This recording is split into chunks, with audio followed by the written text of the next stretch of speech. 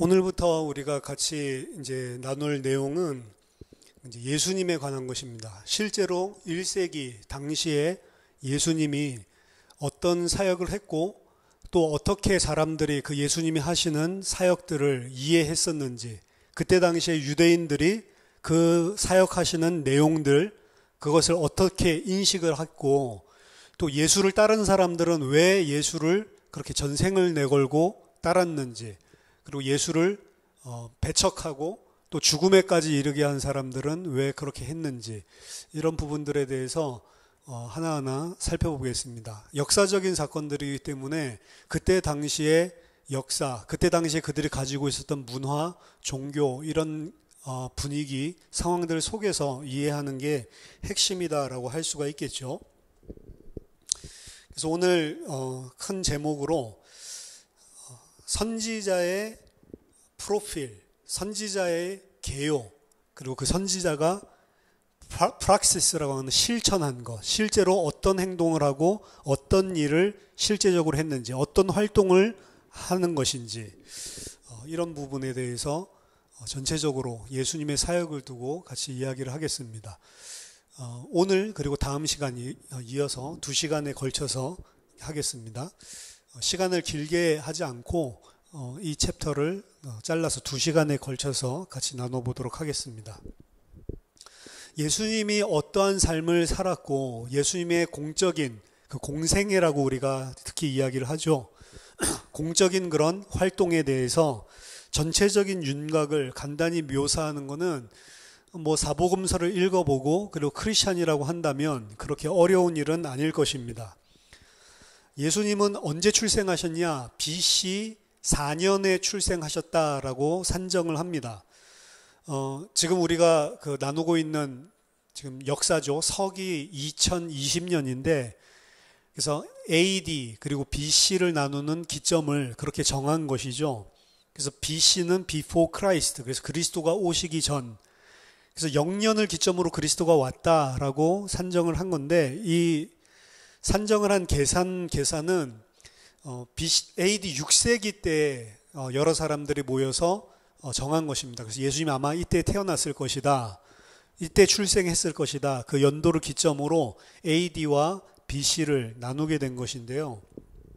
6세기 당시에 이 계산을 했을 때의 역사적인 정보라 이런 것들이 오늘날보다도 훨씬 더 제한되어 있었습니다. 그렇기 때문에 좀 오류로 잘못 추산을 한 것이라고 보고 있습니다. 그래서 AD 0년이 아니고 BC 4년, 기원전 4년에 예수님이 출생한 것으로 오늘날에는 산정을 합니다.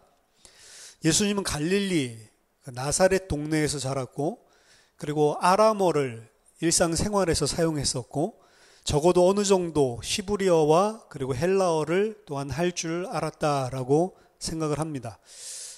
이런 것들도 사복음서에 보면 예수님이 실제로 아람어를 사용한 흔적들, 그리고 그때 당시에 일반적인 유대인들이 사용했던 언어들, 그리고 예수님 회당에서 히브리 성경을 읽어주는 그런 내용들, 이런 것들을 다 복합해서 그렇게 추정을 하는 것이죠.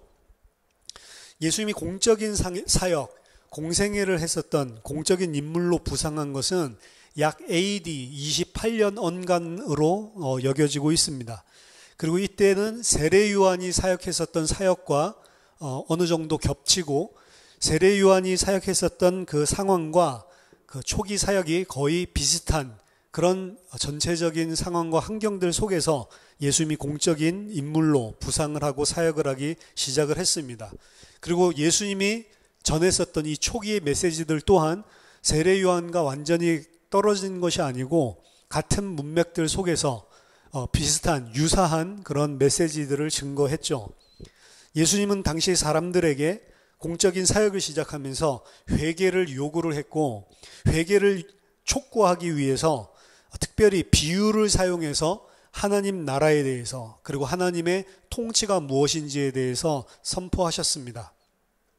예수님은 갈릴리의 동네들을 다니면서 그의 메시지를 선포하셨고, 메시지를 단순하게 선포만 한 것이 아니라 실제로 귀신을 쫓아내고, 그리고 그 메시지와 함께 사람들이 생각할 수 없었던 놀라운 치유와 이적들을 보여주셨고, 그리고 사회 문화적으로 광범위한 여러 집단들, 지난번에 그때 당시에 사회적인 티어들을 설명해 드렸죠. 계층들에 대해서. 그런 사회들 속에 있는 계층들 속에 낮은 천민들과 함께 한 것이 아닙니다. 천민뿐만이 아니고 높은 지도자급 되는 사람들도, 그리고 바리새인들도 예수님의 사역에 상당한 관심을 가지고 있었기 때문에 여러 계층, 광범위한 계층들과 함께 특별히 식사의 교제를 나누면서 그의 메시지를 나누고 그리고 입증하는 이런 사역들을 하셨습니다. 그는 자신의 메시지를 받아들이고 자신과 함께하는 제자들을 불렀고, 그들 중에 특별한 지위가 주어졌던 12명의 제자들을 세웠습니다. 예수님의 이러한 활동들은 그때 당시에 그를 제자로 따르면서 함께하는 추종자들도 있었지만, 어떤 사람들에게, 어떤 집단들에게는 굉장히 분노를 유발했습니다. 특별히 성전 안에서 성전 정화라고 우리가 이야기하는 성전 정화 활동, 성전에서 벌이신 이런 극적인 그러한 예수님의 행동들은 유대 사회 안에서 어떠한 분노를 유발하기까지 했습니다. 이는 특별히 그때 당시에 성전 안에서 중요한 직위를 차지하고 기득권을 가지고 있었던 대제사장직을 가지고 있었던 권력들에게 더욱더 그러했습니다. 부분적으로는 이러한 이유들 때문에 예수님은 유대인들의 손에 의해 로마 권력에, 로마인들의 손에 넘겨지게 되었고, 그때 당시에 로마를 대적해서 일어나는 반역자들, 혁명가들의 수준하는 그런 처형 방식으로 사형을 당했습니다. 그러고 난 후에 얼마 안 있어서 그를 따랐던 제자들이 그가 죽음으로부터 부활했다라고 주장하기 시작하죠.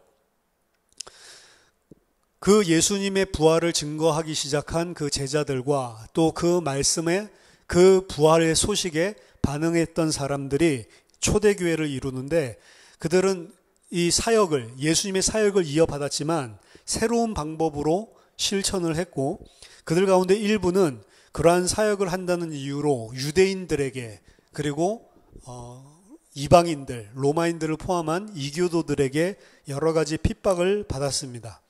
이게 전체적인 예수님의 사역의 공적인 개요고, 예수님이 부활하시고 난 이후에 직후에 일어났었던 그런 역사적인 상황이다라고 볼 수가 있습니다.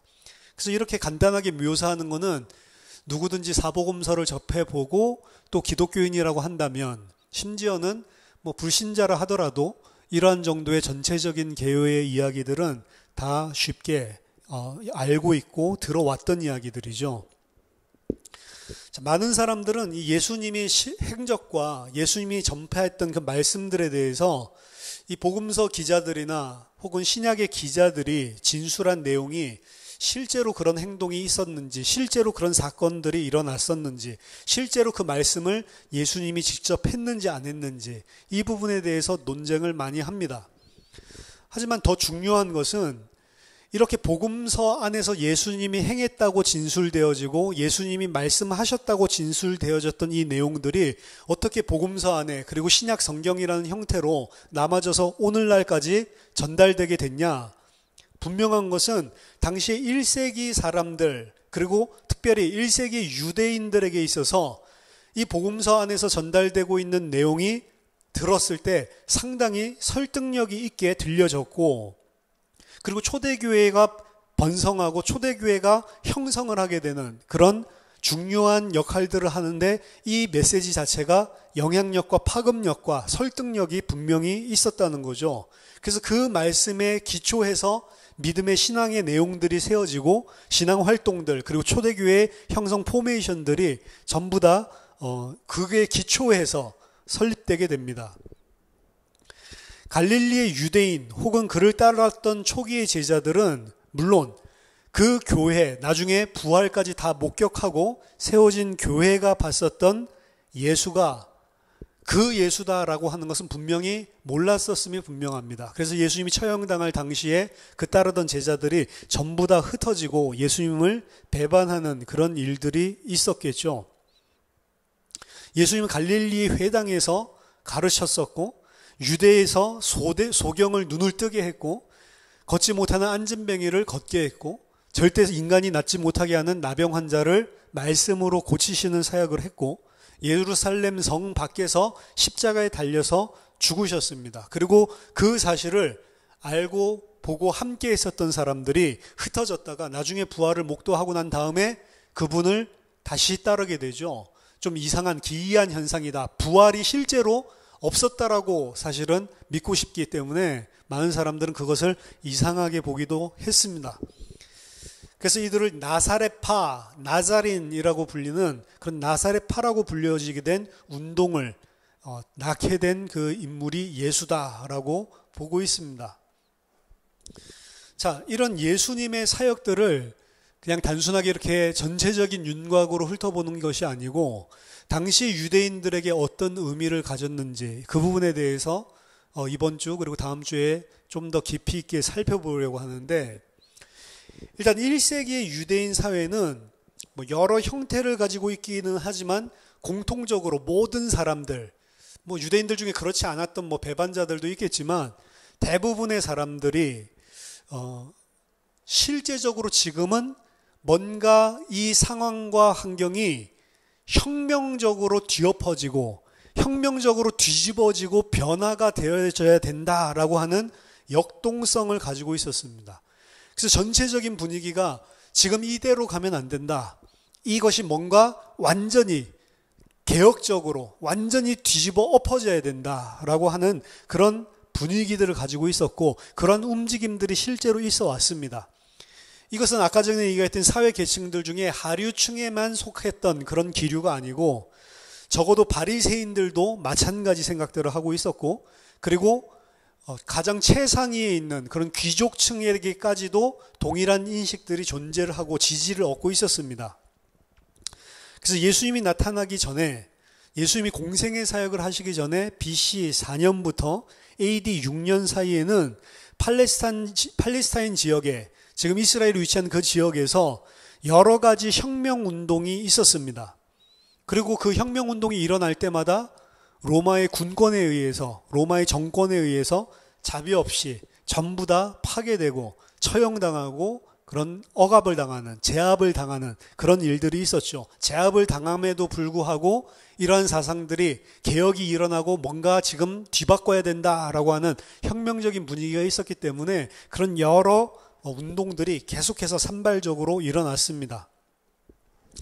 그러한 사회 전체를 정치적으로 군사적으로 뒤집어 엎어야 된다라고 하는 이런 운동들과 동시에 선지자적인 운동들 또한 함께 시작됐습니다.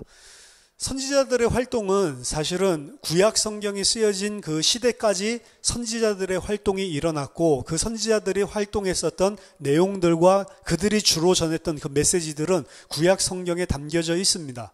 근데 구약 성경이 말라기서를 기점으로 더 이상 나오지 않았죠. 그거는 왜 그러냐? 더 이상 선지자적인 활동이 시들해지고 없어졌기 때문이죠.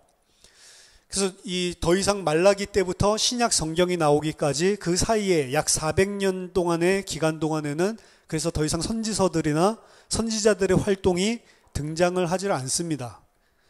그러고 있었던 분위기들 가운데 400년이 흘러서 예수님이 출생할 당시 BC 4년부터 AD 6년 요 어간에 선지자들의 활동이 함께 시작된 것입니다. 그래서 정치적으로 뒤집어 엎으려고 하는 그런 혁명파들, 이런 사람들, 혁명적인 생각을 가지고 있는 부류들 외에도 종교적으로 선지자적인 운동들 또한 이때 함께 시작되게 됩니다. 주요 인물들이 하나님께서 이제 급진적이면서도 대속적인 무언가를 그의 언약 백성들을 위해서 행하실 것이다 라고 선지자들도 이야기했어요. 그 선지자들이 활동들이 시작된 그 배경도 그렇고 그들이 전한 메시지 또한 역시 뭔가 뒤바뀌어야 된다, 급진적으로 레디컬리 변해야 된다라고 하는 사실을 품고 있는데, 선지자들이 이야기한 메시지들의 핵심은 뭐냐면 그 대대적인 변화가 무엇을 통해 일어나냐면 하나님께서 하나님의 언약 백성들을 위해서 행하실 일로 인해서 그 일이 일어난다라는 사실을, 메시지를 선포하게 된 거죠.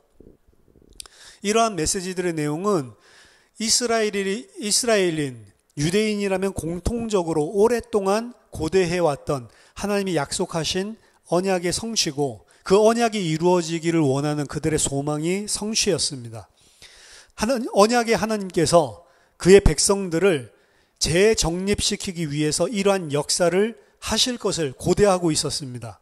그들의 포로기를 끝내고 그들을 죄에서 용서하시고, 포로기는 끝났잖아요. 포로기가 끝났다고 보지 않았습니다. 1세기 사람들은.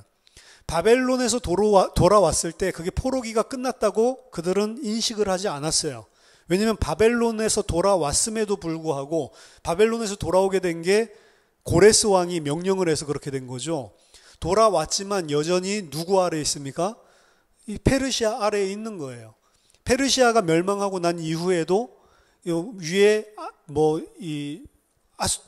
아수르라고 하는 그런 나라들, 혹은 이집트라고 하는 나라들, 그리고 로마, 계속해서 이 속국으로서의 위치를 계속해서 유지하고 있었거든요. 그래서 바벨론 포로로 끌려간 이후에 출바벨론 한 것이 하나님의 구원의 시작은 맞지만 그들은 그 구원이 온전하게 이루어지지 않았다라고 충분히 생각할 만한 이유가 있었던 것입니다.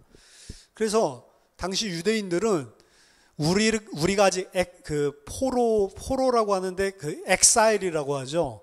하나님의 약속의 땅에서 추방된 것, 바벨론 땅으로 추방된 것, 엑사일이라고 하는데 그 엑사일 상태가 여전히 온전하게 회복되지 않았다라고 생각을 했습니다. 그러니까 1세기 때도 로마의 속국으로 여전히 있는 그 상태를 그 사람도 어떻게 생각하면 여전히 우리는 포로기 가운데, 엑사일 가운데 하나님의 백성으로서, 하나님의 언약의 백성으로서 하나님께서 약속하신 그 약속이 온전하게 이루어지고 회복되지 않은 상태로 그 상태에 있다는 사실을 인식을 했습니다. 그래서 이들은 하나님께서 역사하셔서 포로기를 지금 끝내야 된다라는 열망을 가지고 있었고, 그들이 죄 때문에 포로가 됐다는 사실을 바벨론 포로기를 통해서 인지를 했기 때문에 하나님께서 그들의 죄를 이제는 용서하시고 더 이상 이제 그들에게 심판과 형벌을 면하시고 이제 그들의 백성을 새롭게 하시는 그런 시간표가 올 것이다 라고 생각을 한 것입니다.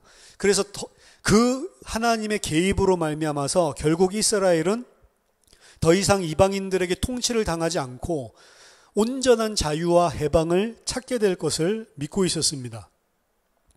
어떻게 하나님께서 그 일을 하실 거냐, 그 방법론에 있어서는 여러 가지 이견이 존재를 했었지만 하나님께서 자유와 해방을 찾아주고 그의 백성들을, 언약의 백성들을 온전하게 회복시켜 줄 것이다 라고 하는 그 최종적인 목적 자체에는 유대인이라면 이견이 없었습니다. 전부 다 같은 골을 가지고 있었던 것입니다. 로마 제국 하에서는 그러한 골을 이루기 위해서 일단 일어난 자들 급진파들이에요. 이 사람들은 정치적으로, 군사적으로 그런 해방을, 로마로부터의 압제에서 벗어나기를 추구했었던 사람들입니다. 그래서 역사적으로 본다면 로마 제국 하에서 1세기 때 이런 많은 혁명운동들, 그리고 로마의 입장에서 본다면 반란이죠. 쿠데타죠. 그런 인물들이 일어났는데 그런 자들을 선지자들이 그런 역할들을 하게 됩니다. 그 중에 이제 유명한 여러 가지들을 좀 이야기를 해드리면 36년에 사마리아인이 일어나서 그를 따르는 사람들을 이끌고 이러한 해방운동을 하기 위해서 선지자적인 역할을 하면서 그리심산으로 자기 추종자들을 끌고 들어가서 그곳에서 사역을 하기도 하고요. 사도행전 5장 36절에도 나타나지만 AD 45년도에 드다라고 하는 사람이 일어나서 그를 따르는 자들을 설득해서 그와 함께 요단강으로 가서 그런 운동들을 펼치기도 하고요. 그리고 AD 50년에서 59년까지 애굽 사람이 일어나서, 이것도 사도행전 21장 38절에 등장을 합니다. 애굽 사람이 일어나서 그 제자들을 감난산으로 데리고 가고 그리고 예루살렘의 멸망을 증거하게 하는, 목도하게 하는 그런 일들을 펼치기도 합니다. 그리고 66년도에도 아나니아 아들 예수라고 하는 사람이 예루살렘 성전의 멸망을 예언하는 일이 있었고, 70년에서 79년에도 망명자 요나단이 그를 따르는 자들에게 각종 이적과 그리고 영들, 영혼들, 유령 이런 것들을 영적인 사건들을 보여주면서 광야에서 앞으로 하나님께서 행하실 일들을 약속하는 뭐 이런 일들 이런 것들이 계속해서 펼쳐졌습니다. 그래서 이런 사람들 일어날 때마다 그 사람들을 뭐 혁명군이기도 혁명군이지만 선지자로서의 역할을 하면서 하나님의 메시지를 전달해 주는 거죠. 그러면서 그 메시지의 내용은 아까 전에 꼴은 똑같다고 그랬죠. 전부 다 하나님이 로마의 압제로부터 우리를 해방하고 하나님의 백성들을 신원할 시간표가 올 것이다 라는 사실들을 계속해서 예언하게 됩니다. 이렇게 1세기에 여러 선지자적인 인물들이 나타났고요. 그들은 다 구원의 표적과 그리고 해방의 날이 가까이 왔음을 약속했습니다. 그들이 따랐던 그 그룹들은 흔히 농민들을 중심으로 했었던 이런 하류급, 하층 이런 하류에 속하는 그런 계층들의 사람들이 많았고 힘이 없죠. 군사적인 대치에 의해서 무너지게 되는 것이 대부분의 경우였습니다. 이들이 로마에 대해서 한거를 일으킨 사건들을 기록하면서 요세푸스는 이렇게 이야기합니다. 요세푸스는 유대인이고 유명한 그런 역사학자지만 완전히 헬레나이즈드 된 그런 유대인이에요. 그래서 유대인의 전통적인 그런 거라기보다는 완전히 로마 사람 다 된, 완전히 헬라 사람 다 된 그런 유대인이라고 보면 돼요. 배반자 비슷한 그런 사람이라고 보면 돼요. 그래서 더 로마적인 입장에서 어떻게 보면 유대 민족주의적으로 쓴 게 아니고 로마적인 헬라적인 관점에서 이런 사건들, 역사들을 기록한 사람이다라고 보시면 됩니다. 이런 선지자들, 로마의 군권력에 의해서 장악됐던 전부 다 해산되고 해체되었고 멸망당했던 그런 그룹들을 묘사하면서 그들에 대해서 다음과 같이 이야기합니다. 그들은 사기꾼이고 협작꾼이고 하나님의 영감이라고 하는 탈을 쓴 자들이었다. 그들은 혁명적인 행동들을 유발하고 대중들이 미친 사람처럼 행동하도록 강요하는 자들이었다. 그들은 그들을 이끌고 광야로 나가서 그렇게 해야만 하나님이 그들에게 임박한 해방의 이적을 보여주실 것이라고 선동했다. 이런 식으로 진술을 하고 있습니다. 이게 그때 일어났던 그 선지자적인 운동들 플러스 아까 전에 반란군들 이들이 가지고 있었던 전체적인 색채였고 요세푸스가 그렇게 인식했던 것처럼 로마의 정부에서도 그렇게 인식을 했었던 거죠. 이러한 분위기들 속에서 AD 20년대 후반에 등장해서 사역을 한 인물이 세례 요한입니다. 세례 요한의 사역은 요세푸스 또한 기록을 하고 있습니다. 요세푸스 또한 세례 요한을 기록할 때는 선지자적인 인물이라고 지목할 만큼 그런 중요한 영향을 끼친 인물이었습니다. 우리 사도행전 19장 안에 세례 요한이 죽고 난 이후에도 에베소에 여전히 그의 가르침을 따라 신앙생활을 하는 그런 세례 요한의 제자들의 모습을 볼 수가 있습니다. 요한은 이스라엘에게 임박한 심판에 대해서 선포를 했고 그렇기 때문에 이스라엘 백성들에게 회개할 것을 주장했습니다.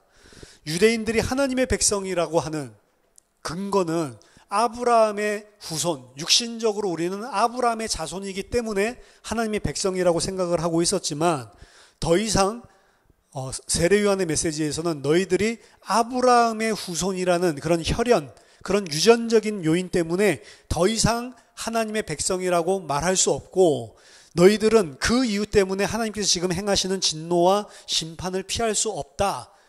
회개하고 하나님께 돌아와야 된다라고 경고를 했습니다. 그와 동시에 나는 비록 물로 세례를 베풀고 있지만 나 뒤에 다른 분을 하나님께서 한 분 더 보내실 것인데 그는 나보다 훨씬 더 강한 자이시고 그분은 성령과 불로 세례를 줄 것이다 라고 선포했습니다. 그 의미는 완전히 명확하지는 않지만 그 뒤에 올 분이 여호와께서 행하시는 불의 심판을 가지고 온다라는 의미였고 그 심판의 결과는 악한 자들은 심판으로 형벌을 받고 준비된 자들 예비하고 회개하고 준비된 자들은 그 불로 정결케 하실 것이다 라고 하는 그런 일반적인 그런 내용이었습니다. 그래서 두 부류가 있는 거죠. 세례 요한이 회개의 명령을 하고 임박한 하나님의 나라를 선포하고 그 사실을 듣고 믿고 회개하고 그 나라를 준비했던 자들은 그 뒤에 오시는 이가 불로 정결케 하는 그런 일들을 당하게 될 거고, 회개하지 않고 아직도 목이 곧고 하나님께 돌아오지 않는 자들, 그 자들은 그 뒤에 오실 이가 불로 심판에 영원한 형벌에 처하게 할 거다라고 하는 이 두 가지 이야기를 한 거죠. 이 두 가지 심판을 통해서 세례 요한은 포로기로부터 돌아온 하나님의 백성들을 온전한 출애굽을 하게 만들어야 된다라고 하는 선지자적인 사명을 가지고 이 메시지를 한 겁니다. 그래서 세례 요한도 하나님께서 우리들이 온전한 출애굽을 위해 준비를 하라고 나를 보내셨다라고 하는 선지자적인 소명을 가지고 그 일을 요단강에서 행하고 있었던 것입니다. 세례 요한의 이러한 활동과 가르침은 분명히 종교적인 것이었지만 뿐만 아니라 정치적인 색채를 띨 수밖에 없는 것이었습니다. 왜냐하면 하나님께서 더 강한 자를 보내시고 그리고 하나님께서 심판하셔서 온전한 포로국으로부터 우리를 이스라엘 회복할 것이다 라고 하는 것은 지금 왕권을 가지고 있었던 헤롯 안디바를 향해 어떻게 보면은 반대되는 입장의 메시지입니다. 지금 헤롯 안디바가 통치하고 있는 로마 속국 아래서의 모든 왕권은 잘못된 것이고 아직 덜 회복됐기 때문에 나타나는 현상이다라고 사실은 암시하고 있는 것이기 때문에 이러한 개혁과 온전한 회복이라고 하는 주제 자체가 헤롯이랑은 안 맞는 것이죠.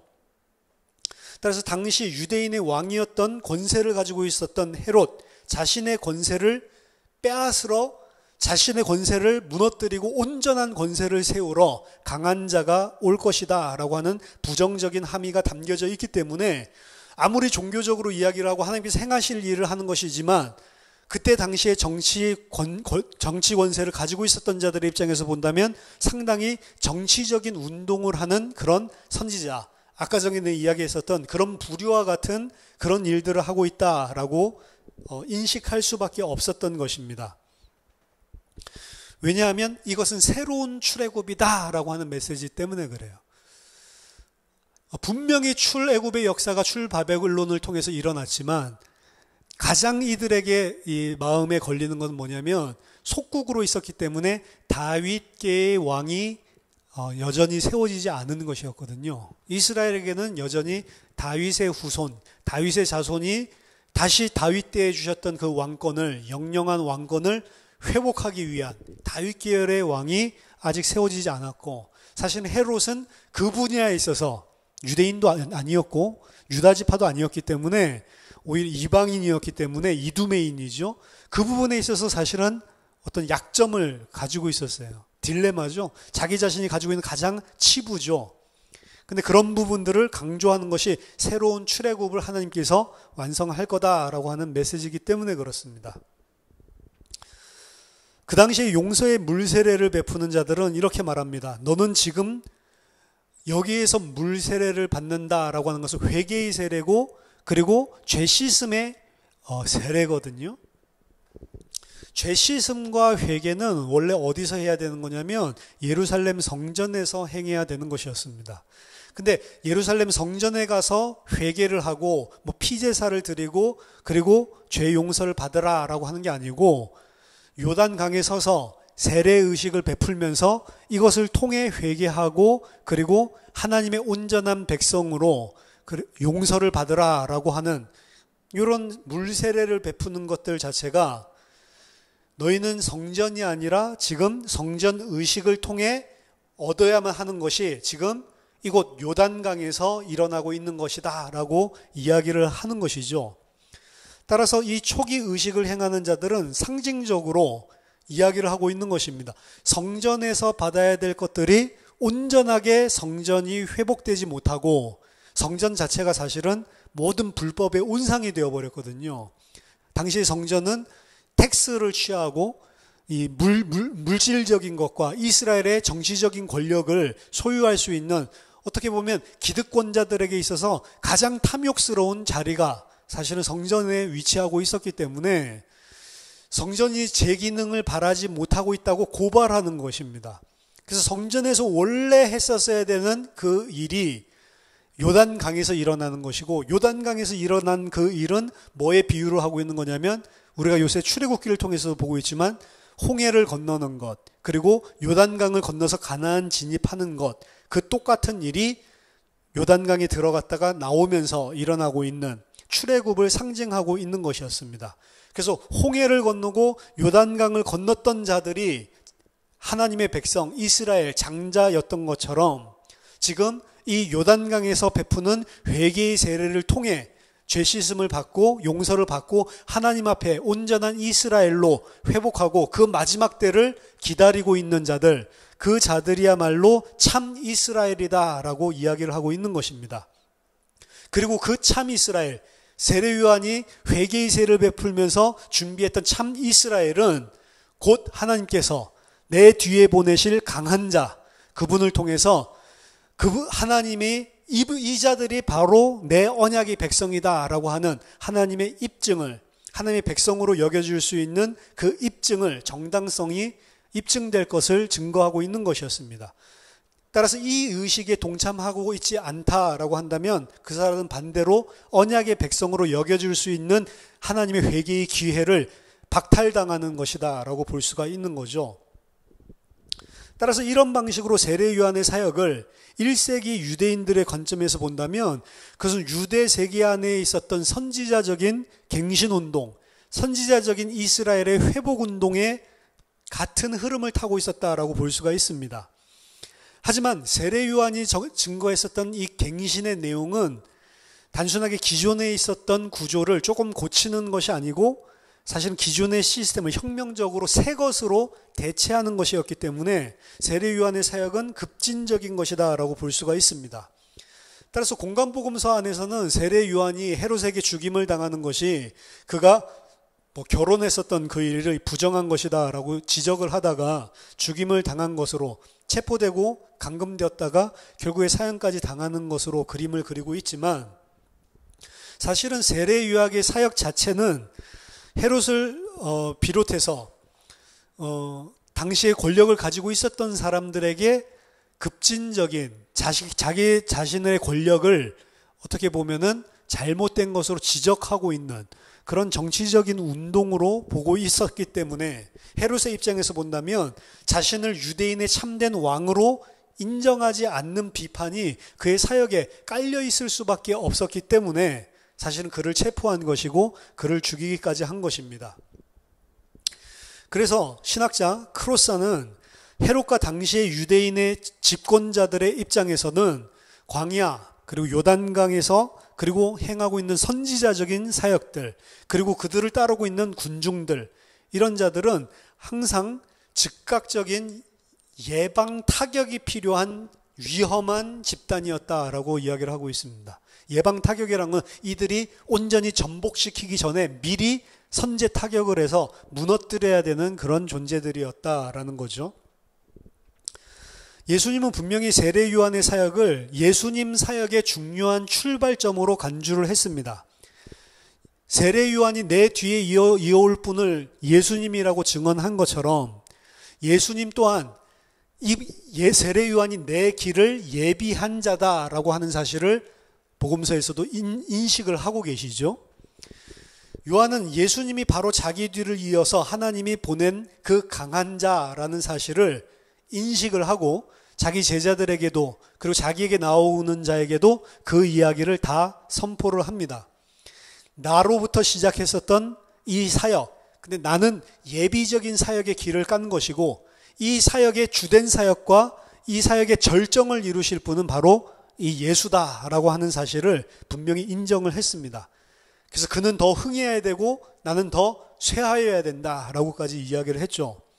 물론 나중에 감옥에 자기가 갇혔을 때 예수님께서 행하시는 일들을 들었을 때 세례 요한은 이분이 맞나? 정말로 내가 이야기했었던 그 메인 본론을 행하실 분이 이분이 맞나? 예수님이 행한 사역들의 보고를 통해 의심을 하게 되고 흔들리는 그런 일들이 있었습니다. 더 정확하게 말한다면 예수님이 행하신 일 때문에 흔들린 게 아니고 예수님께서 내 뒤에 올 자, 그 강한 자가 마땅히 행해야 될 일을 안 행하는 것들을 봤기 때문에 이게 뭐지? 맞나? 라고 하는 그런 혼란 속에 빠지게 된 거죠. 예수님은 계속해서 그를 자신의 일 앞에 먼저 예비한 선봉으로 하나님께서 보내셨다라는 사실을 계속해서 인정을 하셨고, 그리고 자신의 사역의 시간적인 그리고 신학적인 그런 출발점으로서의 세례 요한의 사역을 분명하게 간주를 하시고 인정을 하셨습니다.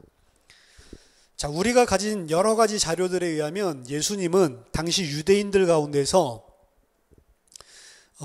유대인들이 흔히 인식하고 있었던 거룩한 자, 성자라고 이 범주에 집어넣는 그런 랍비 혹은 현자, 와이즈맨이죠. 지혜자, 그리고 치료자, 혹은 귀신 쫓아냈을 때 퇴마사, 메시아, 철학자, 이렇게 여러 가지 사람들의 준하는 그런 행동들을 행하셨고, 그리고 사복음서 안에서도 예수님 보고 랍비라고 칭하는 사람들이 많이 있었습니다.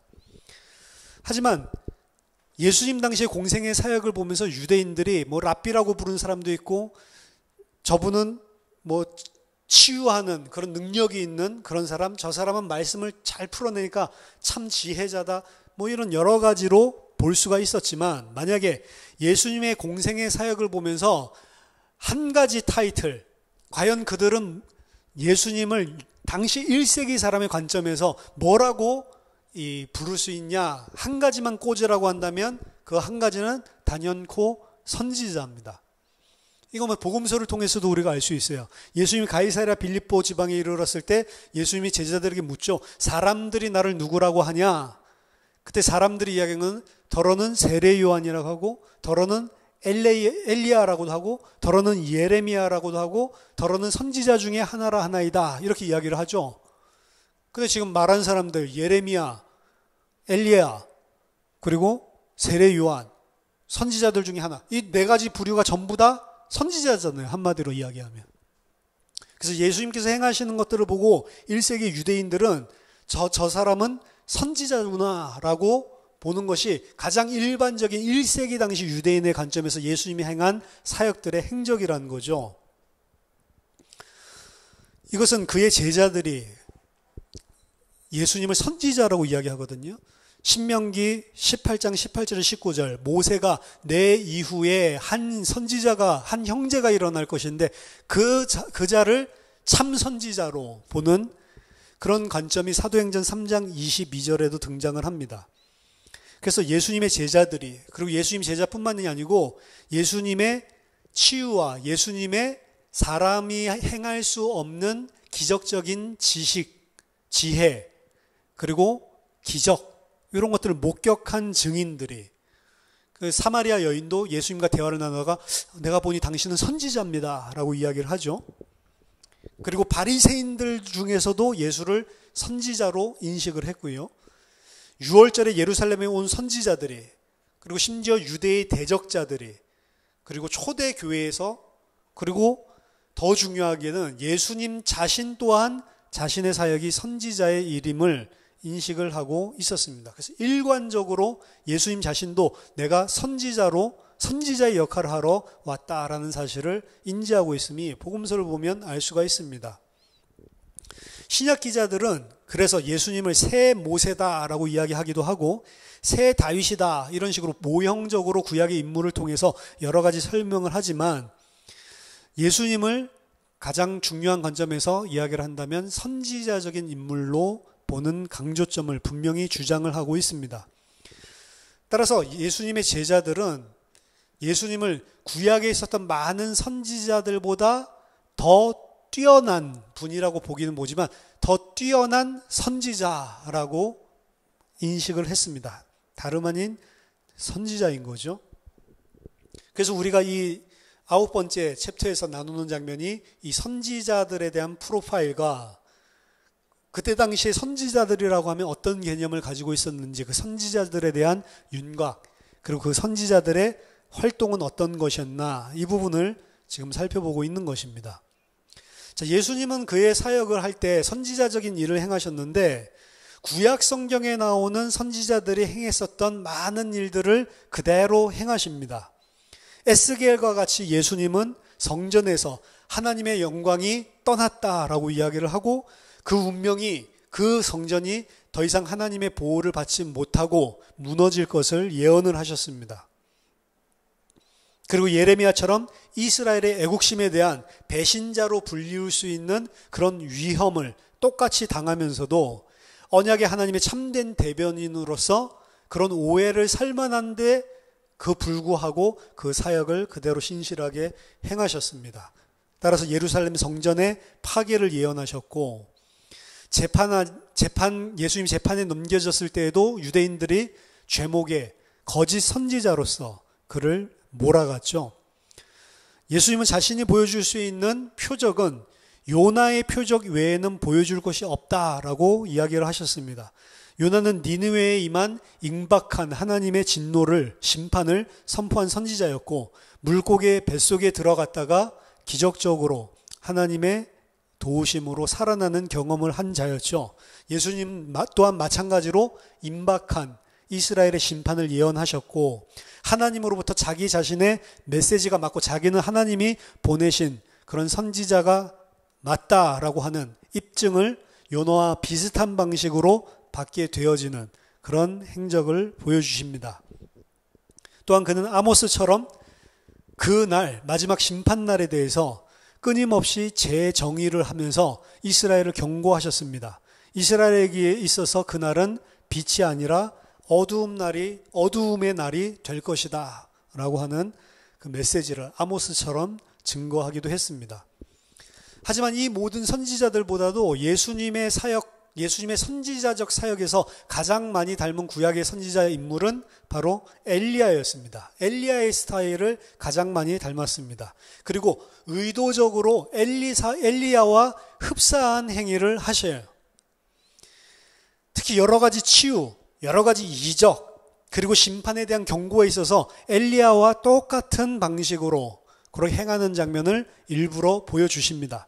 사실 예수님 낫게 하려면 말씀 하나로만 낫게 하실 수 있고, 죽은 자도 말씀 하나로만 살릴 수 있는데, 죽은 나사로를 살리는 것들을 보면, 근데 엘리야가 행한 것처럼 똑같이 폭에서 죽은 자 위에 앉아 자기 몸을 포개고 살려내시고, 이런 일들을 일부러 행하시죠. 예수님은 그의 사역의 성질을 엘리야와 엘리사를 모델로 하셔서 설명을 했습니다.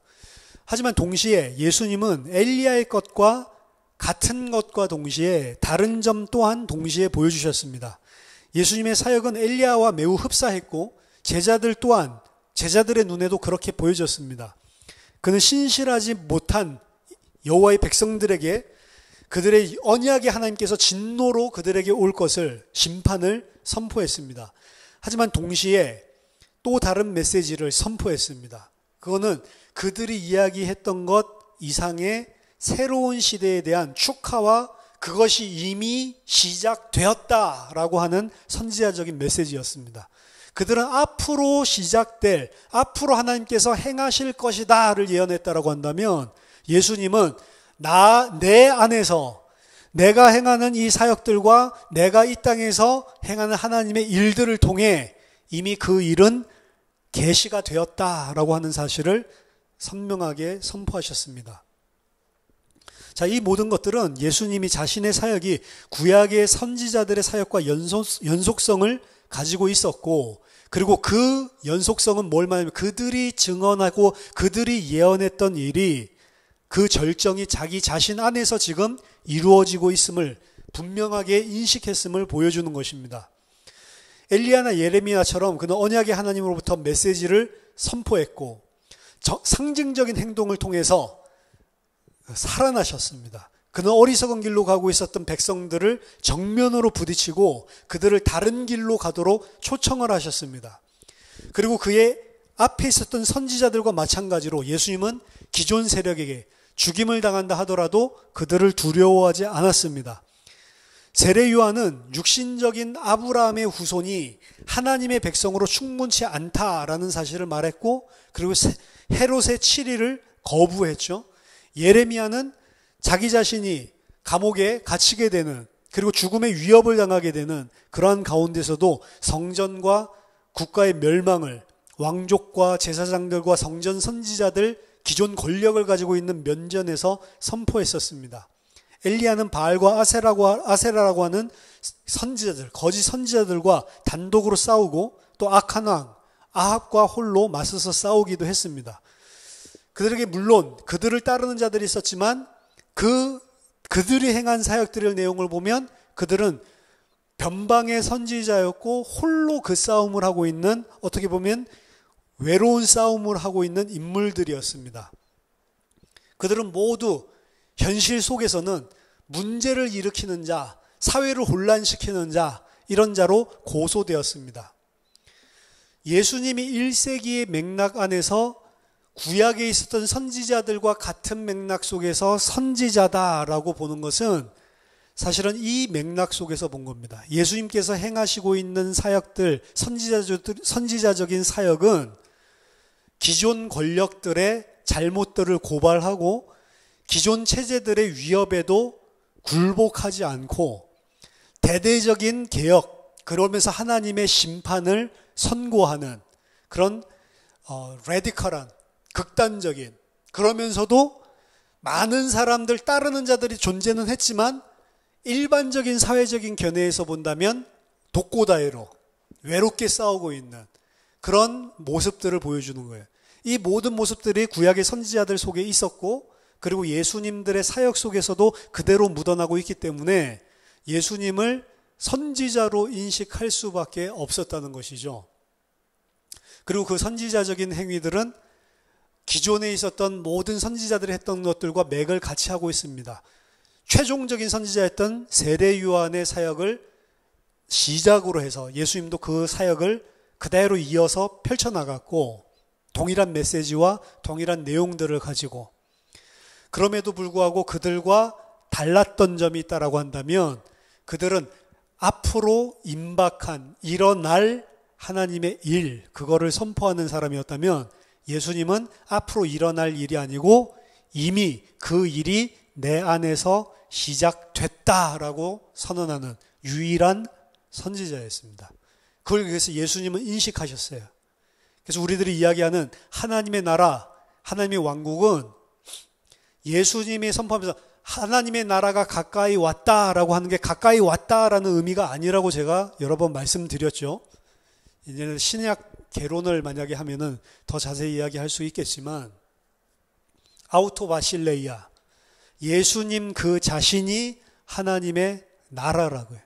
그래서 예수님이 이 땅에 하나님의 나라를 가지고 오신 것이고, 예수님의 오셔서 사역하시는 그 사역을 통해 장차 올 것이 아니고 이미 하나님의 나라가 계시되었다라는 사실을 메시지로 뿐만이 아니라 마태복음 12장에 귀신들이 쫓겨나는 성령의 활동들을 통해서 예수님이 행하시는 기적들과 하나님이 그와 함께하는 따르는 많은 표적들을 통해서 이미 그 일이 내 안에서 일어났다라고 하는 사실을 선포하는 그런 선지자였습니다. 그래서 구약의 선지자들과 맥을 같이 하지만 그들과 달리 이제 클라이맥스, 하나님께서 그 선지자, 구약의 선지자들을 통해 약속하셨던 그 일이 내 지금 이 선지자 사역을 통해 이미 시작됐다라는 것을 선포하는 선지자입니다. 그래서 연속성도 있지만 불연속성도 가지고 있는 그런 분이셨고, 선지자라고 하면 보는 개념이 오늘 지금 말씀드린 이게 선지자라고 하는 1세기 유대인들의 개념이었어요. 그래서 우리들이 생각하는 그냥 장차 일어날 일을 말하는 선지자, 그런 개념들하고는 약간은 좀 차이가 있는 거죠. 하나님의 나라를 레디컬하게 급진적으로 가지고 와서 기존에 잘못된 모든 것들을 다 뒤집어 엎는 그 사역, 그리고 그것은 그 선지자의 사역들을 통해서 출애굽, 진정한 출애굽, 진정한 엑사일, 포로로부터 돌아오는 날, 돌아오는 하나님의 회복, 재건설, 그의 백성의 재건설이 이루어지는 것, 그것들을 당겨오는 그 일들이 임하게 하는 역할을 하는 게 선지자였는데, 예수님이 그들과 동일한 맥락 속에서 그 일들을 하셨고, 예수님이 다른 번은 그 일이 자기의 그 사역과 동시에 계시되었다라고 하는 사실이 그 선지자들과는 다른 점이다라고 볼 수가 있겠습니다. 그래서 오늘은 일반적인 이런 부분들을 나눴고, 다음 시간에는 요 9장을 이제 두 파트로 나눠서 같이 살펴보는데, 좀 더 구체적으로 예수님께서 행하신 이런 선지자적인 활동, 그 부분에 대해서 1세기적인 관점에서 조금 더 우리들이 공부하는 그런 시간들을 가지겠습니다. 자, 제가 기도하고 마치면 좋겠습니다. 기도하겠습니다. 하나님 아버지, 은혜를 감사드립니다.